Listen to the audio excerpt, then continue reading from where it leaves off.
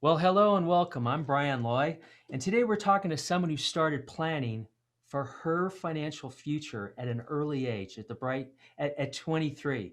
Someone who's also, as a shameless plug, a client of ours at Sage Financial Advisors. And a very, very happy client of Sage Financial. Thank you, thank you. We're local, headquartered here in Reno, with the simple goal of helping people make smart financial decisions. And today we're kicking off a new series called Sage Advice, where we'll be talking to local professionals and sharing some really cool stories to get you excited about finances. Stephanie Kruse joins us today. Steph, do you agree personal finances is pretty exciting? Yes? Well, it can be, depending on what path you take. My history and my past has been very exciting, lots of ups and downs, but it's always important to know that you have to have a plan, and you have to, even if things seem really ecstatic or really dark in any moment, you have to have a plan and you keep your eye on the end goal, the focus. Okay, planning, so important. Well, Steph, you're founder and board chair of KPS3, a marketing and PR and digital agency that you started 30 years ago, and it's now grown into a national agency with clients in all kinds of industries, and you're focused on marketing, communication strategies, and solutions. And it was something I always had in the back of my mind when I was in college, not when I was in nursing school, but when I was in journalism school. I wanted to do one of two things. I either wanted to own and operate an ad agency or a small rural newspaper, and thank goodness I didn't do the latter. So, I mean, I had a focus on doing that, but I knew I had to get some experience prior to just starting out. You have to learn the trade and learn the profession before you start your own gig. But I just always had it in my mind that is what I wanted to do. I wanted to be an entrepreneur. My dad was an entrepreneur. It just happened to be entrepreneurship and farming, but he did a great job at it. And I always watched him and respected what he did. And I went, I can do that. And I want to do that, which is why I always had a design on starting my own business and operating my own business.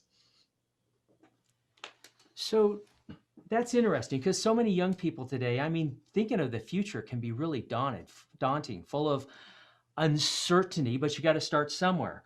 What were the visions that you had of your future? Well, I was fortunate in that I was raised in by a stoic German farmer and a stoic German farm wife, who had great ideas of how to save, how to plan, doing the right thing, planning for their future and planning for their kids' futures. So at a very early age, the first thing I got, even before I was in kindergarten, they started a savings account for me at a bank, a local bank. And I put some money in that I would get from gifts, and they would put money in. And in those days, they actually had leather check registers and account registers. It was so awesome for a little kid to do that. But early on, they taught me the value of saving and thinking ahead and being diligent in how you worked and spent money and what you did. And so I had good teachers who were my parents, who had both been raised during the Depression. So yes, I'm a baby boomer. I know I look a lot younger, but yes, I'm a baby boomer. Yes, you do. Thank you. I really believe that upbringing helped, but they also taught me the value of charity and giving back and giving away, which is also part of my planning. I don't want to have a life where I can't contribute something back to the community. You have some impressions of money at a very early age. Absolutely. Phenomenal. Um, and it's about saving, and it was about values. What's important about money to you? Well, money is important because I can, like when I started KPS3, I know I needed money and resources to grow the business. It was not going to be wildly financially successful right off the bat. And I knew that. So I had to plan and save and not spend unwisely. I also put money away as much as I could. And I always invested back in the business because I knew at some point that was going to be my succession plan, and where I stepped off and handed the reins to other people with a succession plan. But it also allowed me to give back. I mean, KPS3 has allowed me personally to feel good about giving back to wonderful nonprofits and causes within this community. I mean, either through the company or through what I have built through KPS3 and in other ways. So that's important to me. It just, my value on money is I don't spend it unwisely. But as I get older, I realize I can do a few more things that mean a lot to me. Pre-COVID, my partner and I would do a lot of international travel, and it's one of the most important things. Now we don't do that and won't for a while. But when that comes back, I want to be sure I've saved up enough to do that and to fund the charities, and also a few people in my life who I want to help along because they're younger. So, I mean, money means a lot to me. I'm not ostentatious with it. I don't think I'm a cheapskate, but I do really count my dollars as they're being spent. But it's according to a budget or a plan or a vision or something. It's not something that I just make up every week. When we had the recession of 2008, there were lots of changes I had to make personally and with the business, but I knew we had to make them. And this was not something that was going to go away overnight. And to protect as many people in the company as possible, we made a lot of hard decisions, but it still was a plan. There was always a plan. Interesting. So, as business people, I mean, we have a plan of getting from where we are to where we want to go, and it's not necessarily a straight line. You mentioned some of these challenges you had, most recently with COVID. But Steph, can you share what are some of the other big challenges you've seen from over your lifetime in business? Well, I started KPS3 in 1991 in the middle of a recession. It wasn't a huge one, but it was a recession. I had a small business plan, but it didn't even come close to the vision of what it is today. I also always knew from when I started that there had to be a succession plan. There has to be. And so many people start a business with no clear succession plan. It doesn't mean when you have one or you put it down on paper or you start to think about it, it doesn't mean that you're going to retire in a year. I mean, it's just smart thinking. And so the other thing I've learned over the years, I've had some ups and downs and different forays into finding the right partner or partners or a kind of a structure to the company and, the purchase of my shares. I mean, that evolved, and it wasn't without some things that just didn't work for me or for the company. And so you really have to explore, and you can't beat yourself up when something goes slightly awry. And you'll also have to know that when you start to bring on junior partners or other partners and start to hand over the reins, there will be some tension. Good or bad, it is going to happen. And so I'm really fortunate in that Rob Getke is now our CEO. Kevin Jones is now our COO. And we just brought on Bob Whitehead as another shareholder. And they are smart, thoughtful, strategic people who can keep KPS3 going long after I decide I want to travel internationally permanently. So it's a plan, and it's not an admission of, oh, I'm getting old, I'm just going to hand off the reins. That's not it at all. You have to have a plan, and it has to be a clear succession plan, and know during it you will have some ups and downs. Wow. Well, you've been through some ups and downs. You started at a downtime from at the recession you said back in '91, the curves of the economy, going through different partners, finding ones that work for you. Um, it reminds me of Michael Gerber, of E-Myth fame. And he said, we all get into business because we're great technicians, yet few of us have been taught how to run a business. Sounds like you haven't. I mean, you made some big decisions.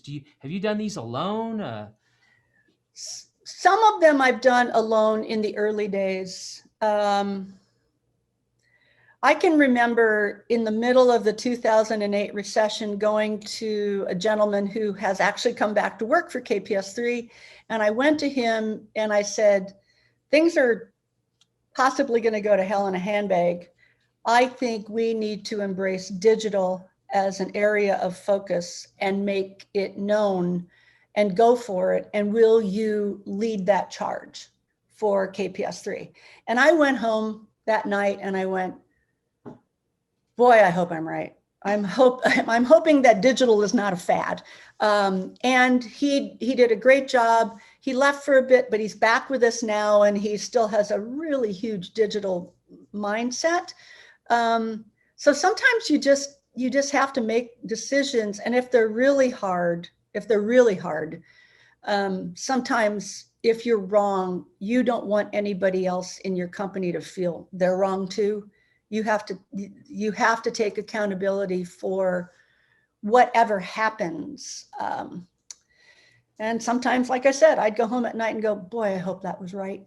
I hope that was right. You just make decisions because the goal is to keep the company or the baby or the group of people together and working long beyond when I step off into retirement. So it's something you always have to have that in the long-term vision. You can't be just thinking about day to day, although in the middle of a crisis, it's often day to day, minute to minute thinking.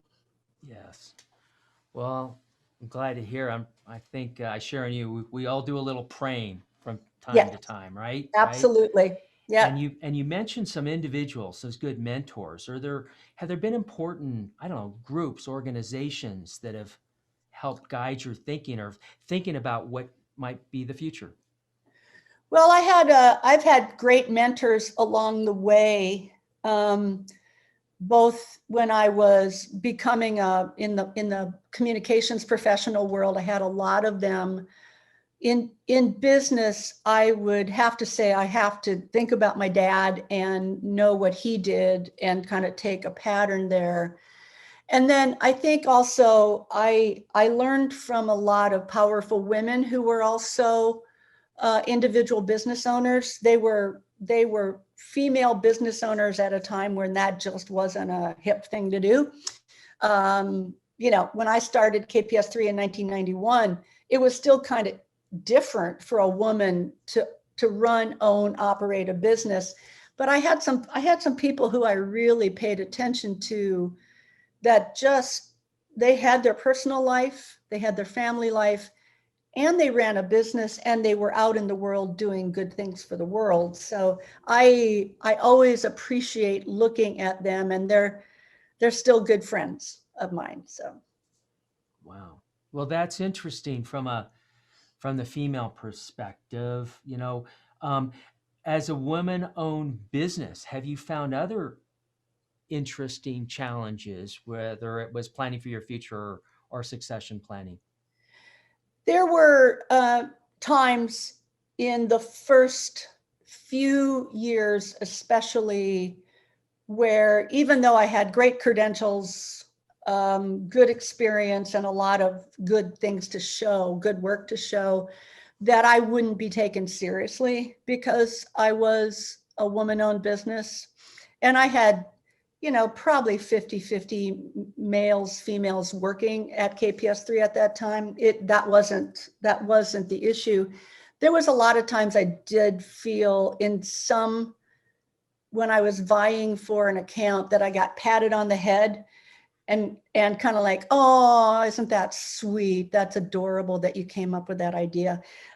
So there were, especially in early times, not so much now. I think there's a greater awareness of you can't treat someone like that because of gender or sexual orientation or race. I think there's just a greater awareness of it and much more concern about how you come across. But when I was in the workplace, and then when I started KPS3 in 1991, I got some of that.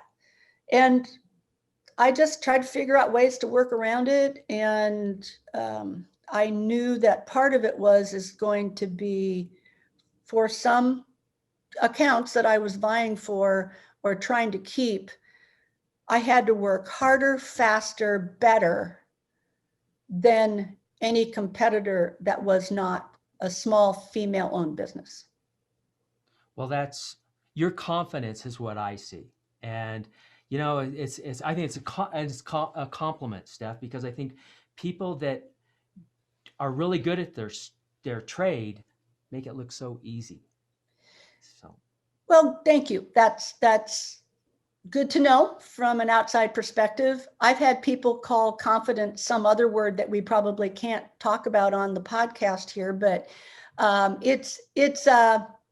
confidence is very helpful if you're out there in a cold, dark world trying to do what you think is right. And I've had to stand up for different views, different initiatives, and often tell truths to clients and others that I felt it was important for them to know and consider. They didn't have to take my advice, but I tried to always give them good advice and the truth based on rational thinking and information, not an opinion or because I like the color yellow or something like that. It's just really, you have to know your stuff. And I found over time, as I've done this, it has improved because personally I have, and then the company has also gained a reputation where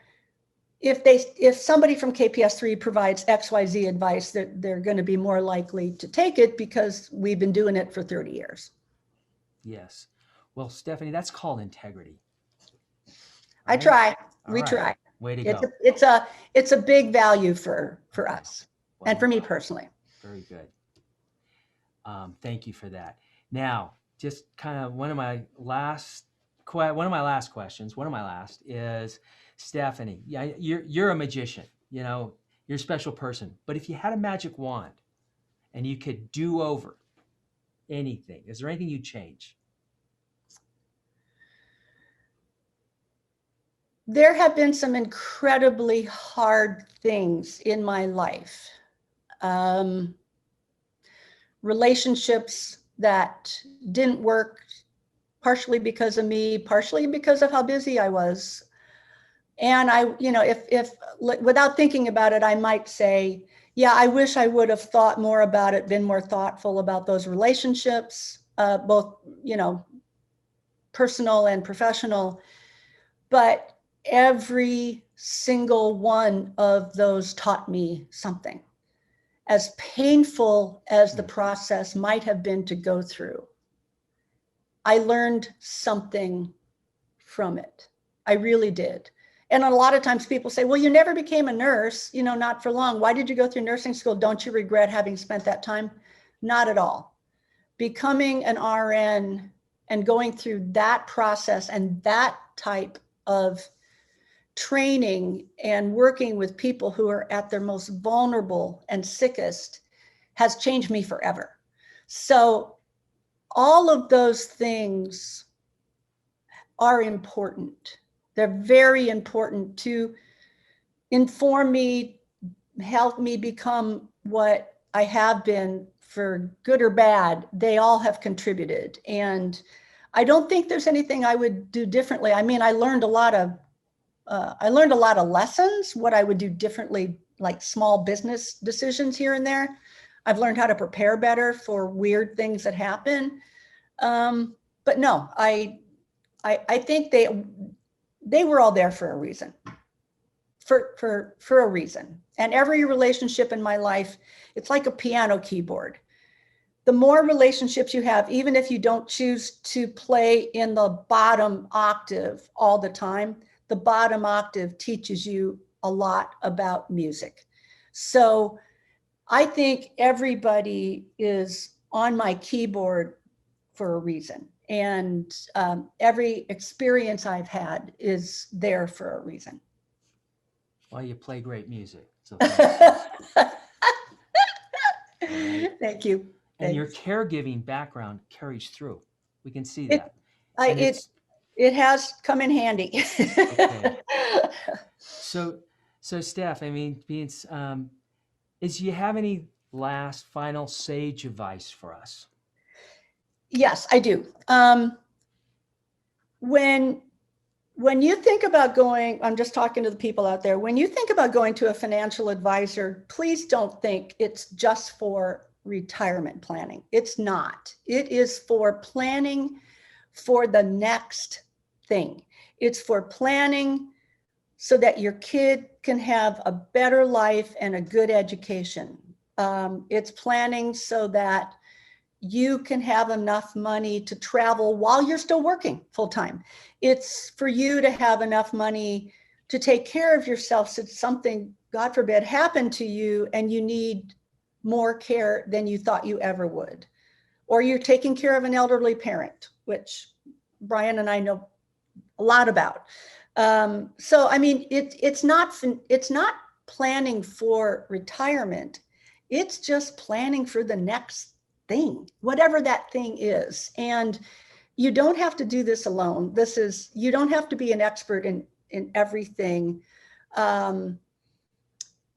The folks at Sage work really well. Like if you have an estate planning attorney, they work really well with them. They work great with your CPA. And don't be afraid to ask for advice and help, because you don't know everything. You can't make those decisions.